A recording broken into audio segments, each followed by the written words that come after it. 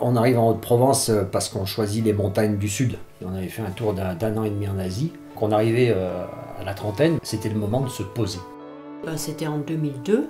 Ma première impression, ça a été waouh, c'est l'Himalaya en miniature. Vraiment un coup de foudre pour cette vallée. Cet isolement et cette situation géographique de montagne méditerranéenne impliquaient déjà un type de vie dans lequel on voulait se fondre et s'installer.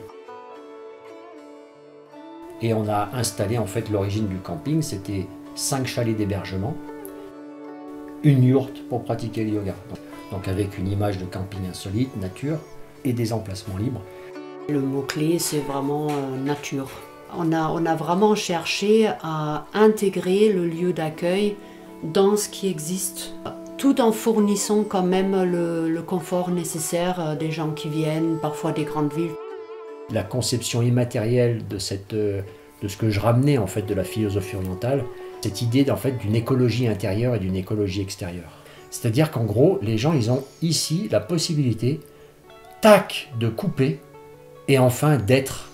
On a créé aussi ces espaces où ils peuvent se retrouver. Des activités de bien-être avec le yoga et les massages proposés en été. Les randonnées où tout le monde peut être libre, après ou accompagné ou avec les ânes.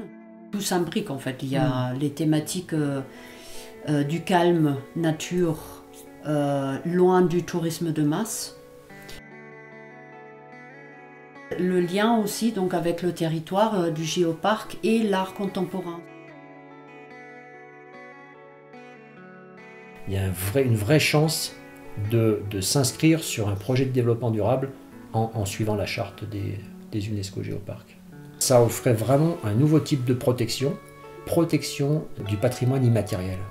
Donc en gros, tout ce que l'humain était, reste encore, mais qui a tendance à disparaître avec la mondialisation. Et on se retrouve en fait à ne pas protéger que la nature, mais aussi la partie culture humaine, mais vie humaine. Et ça pour moi c'est essentiel.